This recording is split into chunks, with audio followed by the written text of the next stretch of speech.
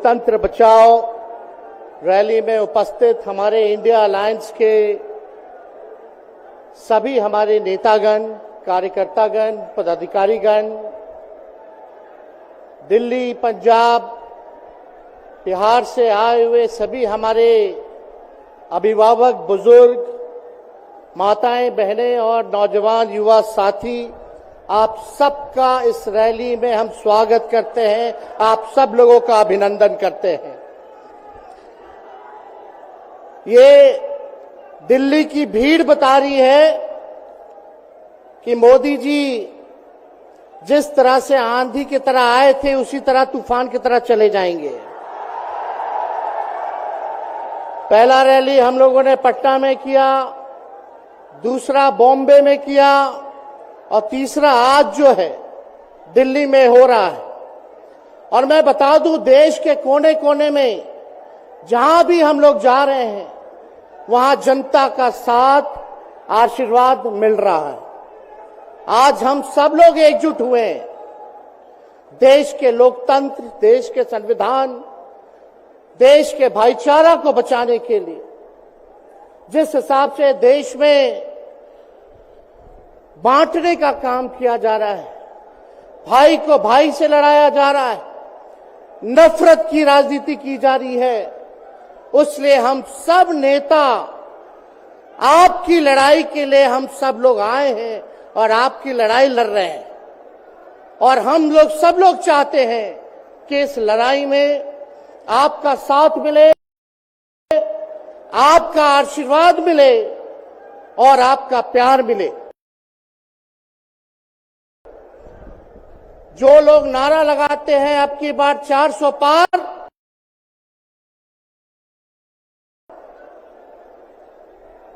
उनका मुंह है, कुछ भी बोलेंगे, लेकिन एक बात तय है, जनता ही मालिक है, आप मालिक हैं और आपको तय करना है कि देश के शासन में कौन बैठने का काम करेगा। आज यहां दिल्ली की जनता से पूछना चाहते हैं, वो लोग नारा लगा रहे हैं, टारगेट फिक्स कर रहे हैं, अब की बार 400 पार। ऐसा लग रहा है कि पहले से ही ईवीएम सेटिंग हो चुका है। ये लोग फिर भी आप लोगों से पूछना चाहते हैं कि आप लोग, ये लोग जो नारा लगा रहे हैं, क्या वो सच होगा या वो सत्ता से बेदखल करिएगा? हाथ उठा के बताइए, इनको सत्ता से बाहर करना है कि नहीं करना? आज हम सब लोग देख रहे हैं कि देश में अघोषित इमरजेंसी लागू हो चुकी है। देश में सत्ता में जो लोग बैठे हैं तानाशाह रवैया अपनाने का काम कर रहे हैं, घमंडी हो गए हैं लोग। और आज हम लोग किसी को गाली देने नहीं आ रहे, लेकिन जो आंख से देख रहे हैं वो बताने आ रहे हैं, जो महसूस कर रहे हैं वो बताने आए हैं। सत्ता में लोग जो बैठे हैं, विपक्ष का धर्म बनता है, कर्तव्य बनता है कि उनसे हम लोग सवाल करें। आज मेरा मानना है कि देश में सबसे बड़ा अगर दुश्मन है तो बेरोजगारी है, महंगाई है, गरीबी है। आज यहाँ लोग हैं, नौजवान हैं, नौजवानों से पूछना चाहते, बताओ कितने नौजवान यहाँ जो हैं मोदी जी ने नौकरी दिया? हाथ उठा के बताइए। कोई नहीं मिलेगा। मोदी जी ने कोई नौकरी नहीं दी, सब कुछ जो है प्राइवेटाइज कर दिया।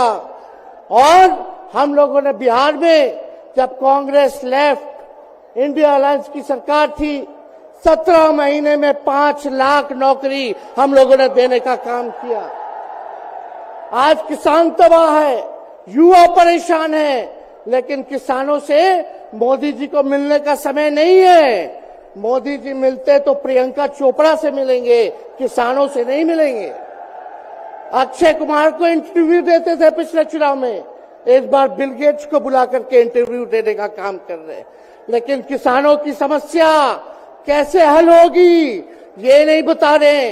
किसानों से उन्होंने पिछले चुनाव में वादा किया था कि उनका आय दुगना करेंगे। आज किसानों पर मोदी जी ने तलवार चलाने का काम किया है, जो हमारे अन्नदाता हैं।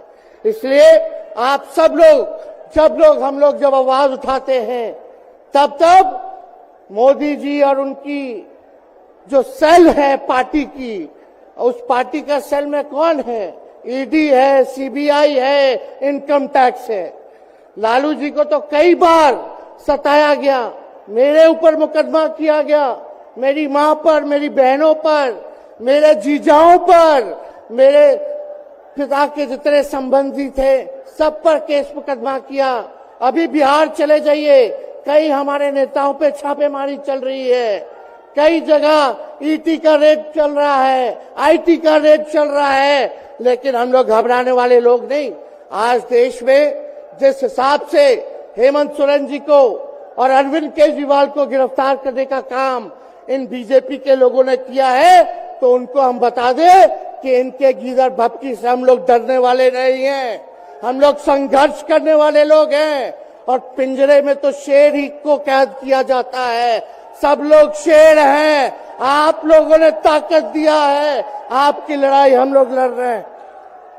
कंस राज आप लोगों ने देखा होगा, जब कंस को किसी से तकलीफ होती थी, डर लगता था, तब जेल में लोगों को बंद कर दिया जाता था।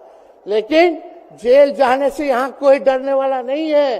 कितने लोगों को जेल भेजोगे? लेकिन जब जनता जब जवाब देगी, जब वोट का चोट दीजिएगा, तो मोदी जी हाथ मलने का काम करेंगे, सत्ता से बेदखल हो जाएंगे। इसलिए ये अपनी ताकत को पहचानिएगा। सब लोग चुनाव के समय आप सब लोग पोल कीजिएगा, वोट दीजिएगा, लोगों को भी वोट दिलाने का काम कीजिएगा। बीजेपी के लोग झूठ बोलने वाले लोग हैं। ये लोग यूरिया को भी चीनी बना देते हैं, ये लोग गोबर को भी हलवा दे करके परोस देते हैं, ये लोग आंख फोड़ करके चश्मा दे देंगे और फिर बोलेंगे देखो हमने चश्मा दिया। ये झूठी पार्टी है, इसलिए इन पे विश्वास मत कीजिएगा। मोदी जी कहते हैं कि उनका गारंटी मजबूत गारंटी है, गारंटी की बात करते हैं। हम बोलते हैं मोदी जी की गारंटी वैसी ही गारंटी है जैसे चाइनीज माल होता है, 2-4 बार इस्तेमाल करोगे और वो गारंटी जो है खत्म हो जाता है, टूट जाता है, खराब हो जाता है। तो जब तक चुनाव है तब तक ही मोदी जी की गारंटी है, बाकी कुछ नहीं। 2 करोड़ रोजगार का क्या हुआ, 15-15 लाख रुपए का क्या हुआ, ये जवाब नहीं देने वाले, लेकिन हमेशा जो है प्रोपेगेंडा चलाने का काम करते हैं और लोगों को भटकाने का काम करते हैं।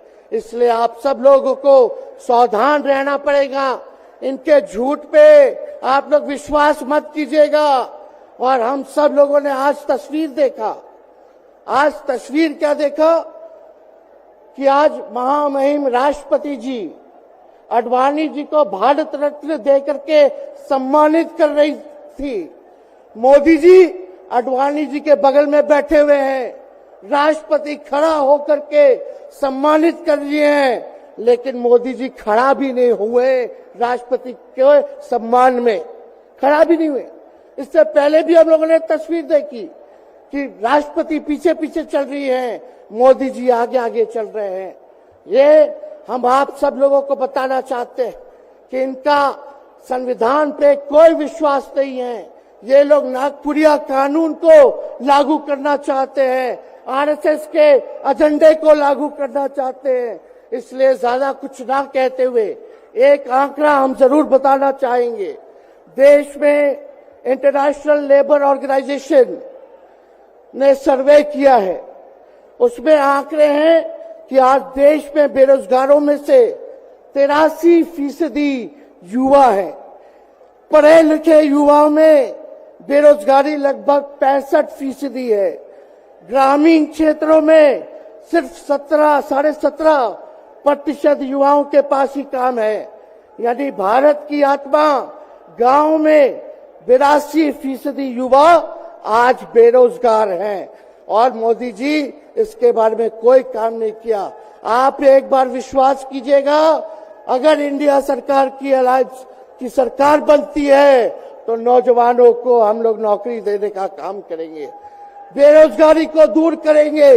और जाते जाते बहुत सारे नेताओं को बोलना है, लेकिन एक अंत हम करेंगे एक गाने के साथ। और आप लोगों ने गोविंदा का फिल्म का एक गाना सुना होगा कि तुम तो धोखेबाज हो, वादा करके भूल जाते हो। रोज रोज मोदी जी तुम ऐसा करोगे, रोज रोज मोदी जी तुम ऐसा करोगे, जनता जो रूठ गई तो हाथ मलोगे। अरे तुम तो धोखेबाज हो, वादा करके भाग जाते हो। तो आप सब लोगों को बहुत बहुत धन्यवाद। आप सब लोगों का आशीर्वाद मिले और हम सभी लोगों जो है आज मिसेस केजरीवाल और हमारी बहन कल्पना जी के साथ हम लोग जो है मजबूती के साथ खड़े हैं और इस लड़ाई को लड़ेंगे और जीतेंगे। बहुत बहुत धन्यवाद। जय हिंद। बहुत बहुत धन्यवाद। मैं एक सूचना हमारे पुलिस के जो साथी हैं यहाँ पे और जो पुलिस के सीनियर ऑफिसर्स हैं, मैं उनको ये निवेदन करना चाहता हूं। देखिए, ये शांतिपूर्व